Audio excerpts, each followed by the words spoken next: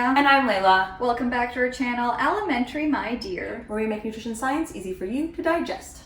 Today we're talking about what you can eat to fight those winter blues. Be sure to hit that subscribe button so you never miss one of our videos. Today we're going to be talking about seasonal affective disorder. This is a mental health disorder. So we just want to give the disclaimer out here. We are not licensed mental health professionals. We're here more to talk about the nutrition piece.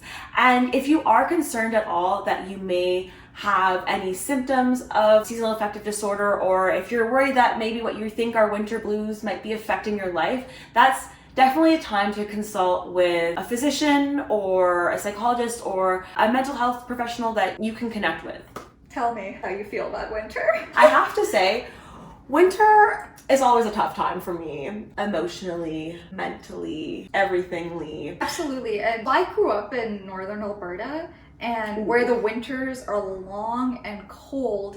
We came from the Middle East to Alberta. I was actually okay in Fort Mac. It's only since I've moved to the GTA, I'm now noticing that the weather really affects me. Winter in Toronto is really gray, dark, and sludgy and gross. Like, I know Fort Mac is like way further north and probably has like the way crazier winters than we do in Ottawa, but Ottawa winter is very bright because like the sun is there and it reflects off the snow. Yeah. Toronto is so gray. What we're talking about is more like the winter blues, which I think a lot of people experience, where you just feel a little more down during the colder, darker months. But some people have it a lot worse, and that's actually called seasonal affective disorder. I think there's a little bit of confusion in like just like the general media of between winter blues and seasonal affective disorder. The winter blues is just feeling down, more tired, but there's something called seasonal affective disorder, which Rubina just mentioned, and this is actually a clinical mental illness, and this is described in the DSM-5. Seasonal affective disorder is basically an almost recurring annual depression. So typically what you see is that the depressive episode, the onset begins in the fall or winter months, and typically around the spring or the summer, people will see some remission. But interestingly, it is possible to have seasonal affective disorder where the depressive episodes are during the summer months. And it seems quite rare. Most people tend to have seasonal affective disorder in the winter. This is a clinically diagnosed disorder. So in the Diagnostic and Statistical Manual for Mental Disorders, having a history of at least 2 depressive episodes, as well as having a seasonal pattern to the depressive episodes over consecutive years. So there are a number of factors that go into why someone might have a depression that's linked to the seasons. We like to think that we're relatively stable most of the time, not too much is shifting from a physiological sense. You know, anyone who's done biology, you just learn like this is the way things are all the time. But the hormones we make, our sleep patterns, our neurotransmitters are very much influenced by our environment. I can tell you up here in Canada, I felt those days getting shorter. Every day I leave work and it's getting slightly darker and darker and darker. That influences the types of hormones I'm making, including things like melatonin, the different neurotransmitters I'm making, so that's how like my brain communicates within itself. That plays a big role in mood, and also sleep pattern plays a big role in mood. And since the days are getting shorter, that can shift people's sleep patterns. Even your behaviors can shift the different things that are happening in your body. So, you know, in the summer, you might be going outside every day and exercising. In the winter, you might be like, it's too cold, because that's me. I hibernate from like November until like May. Those are the reasons that are hypothesized for why we see that certain people develop depression only for a certain period of the year. Some people are at higher risk for seasonal affective disorder as well. Prevalence is 4 times higher in women, and we also see it more often in younger people as well, like especially between the ages of 18 and 30.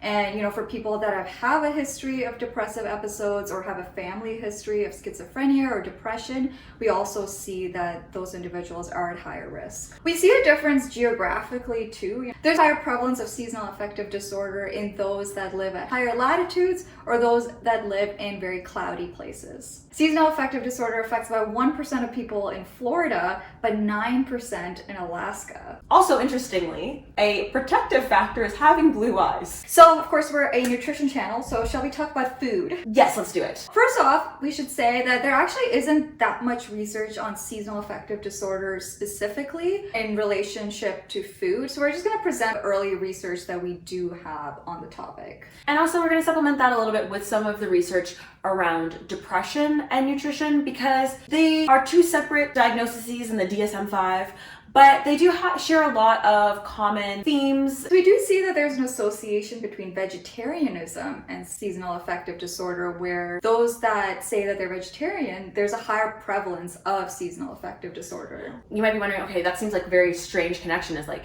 vegetarianism and depression, especially like a seasonal form of depression. Like, what could be the case there? We know that depression is influenced by a lot of factors, including the nutrients you get in.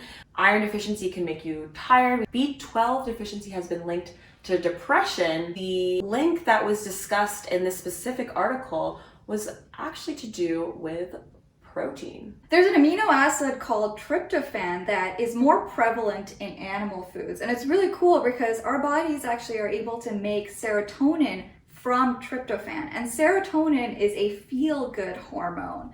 So as you can imagine, if you're not consuming as much tryptophan, perhaps your body's having a harder time producing enough serotonin, and that may be leading to this observation that we're seeing, where we're seeing higher rates of seasonal affective disorder and clinical depression in vegetarians. As Rubina mentioned, the role of having good sources of protein to make sure that you're getting enough to produce enough serotonin is a major hypothesis for why we see these higher rates of depression in vegetarians. Well, this isn't to say, well, everyone should stop being vegetarian. There's no way to be healthy and be vegetarian. This is just to kind of bring to the front of mind that if you're vegetarian, it's important to think about diet and think about, getting protein from different sources, having a really varied diet to make sure you're getting all those important nutrients in. There's been quite a bit of research on vegetarian diets and non-seasonal clinical depression as well. And we see, especially in Western countries, we see that those that identify as vegetarian, that there are higher rates of depression. Interestingly, we don't see that with especially lacto-ovo vegetarians. So those are vegetarians that still eat dairy and eggs. In Asian countries, we don't see that same association. And whether that has to do with the intake of dairy and eggs, or whether that has to do with perhaps the greater levels of sun exposure, that's not very clear. It's worth noting though that with non-seasonal depression, we have seen correlations with omega-3 and depression, as well as with vitamin D and depression. Lower intakes of omega-3 and vitamin D are associated with higher risk for depression. And vitamin D is, at least in the North American context, is predominantly found in dairy foods, as well as some fatty fish, and omega-3 is also found predominantly in things like fish. If you are following a vegetarian diet, thinking about having a complete diet that has a variety of foods, because omega-3, while it's largely found in fatty fish and vitamin D is largely found in milk and in fatty fish, there are sources that you can get from non-animal foods, from plant foods, like walnuts, and other nuts are a good source of omega-3s, and flax seeds and things like that. Vitamin D can be found in certain types of mushrooms. It also might be worth looking into certain supplements if you are worried about your nutrient intake, especially if you are following a vegan or vegetarian diet. We also see that seasonal affective disorder may compromise diet quality because we see things like higher rates of alcohol dependence among people that have seasonal affective disorder. We also see higher rates of binge eating disorder, consumption of greater portion sizes, greater intake of starchy foods, as well as weight gain amongst people that have seasonal affective disorder. These studies are all correlational. They just kind of look at the population, so we don't really know which came first, the chicken or the egg. But it's not that far of a leap to think that maybe these behaviors may be coping mechanisms. So what can we do to reduce our risk for a seasonal affective disorder? Unfortunately, when it comes to the nutrition or food aspect, there isn't that much concrete research or recommendations on this. However, with non-seasonal clinical depression, we do see significant associations between vitamin D status and depression. There is a little bit of research around this in seasonal affective disorder, but it's a little less concrete because I feel like it's like a type of depression, so people aren't spending that much time researching it. But especially since we see seasonal affective disorder at higher latitudes where in the winter people aren't making as much vitamin D, it might be something to consider supplementing. And hey, maybe it might even help with seasonal affective disorder. However, definitely follow a treatment plan and go see your doctor. But vitamin D may be something worth considering, especially since most places where seasonal affective disorder is prevalent, you're not making too much vitamin D through your skin in the wintertime anyways. From a non-nutritional perspective, there are light boxes that have been studied for their effect on seasonal affective disorder. There is some research showing that they may be beneficial. They are quite expensive and may not be accessible to everyone, but if you are a person who has seasonal affective disorder, it may be a decent investment to try these lights out. And how these lights work is they have a similar spectrum of light frequencies as sunlight would have, but fortunately without the UVAs and UVBs, so don't need to put your sunscreen on for them. And that is thought to stimulate some of those hormones that we were talking about earlier that are associated with sun exposure. That's another non-nutritional option. Beyond that, I think it's just very important to be kind to yourself during those months, and if it's a harder season in your life, just be more patient with yourself, give yourself grace, maybe communicate it with the people around you. Making time for things like physical activity and getting outside and social activities can also help, especially with the winter blues. But of course, if you're experiencing seasonal affective disorder or depressive episodes, definitely connect with a professional to help with your case. And regardless of whether you're experiencing winter blues or seasonal affective disorder, if you are finding yourself maybe reaching for some unhealthy coping mechanisms, please do feel free to connect with a professional to help you as well. Thank you so much for watching. Be sure to like, comment, and subscribe. Hit that notification bell so you never miss a video, and follow us on Instagram and TikTok. Thanks for watching. Bye.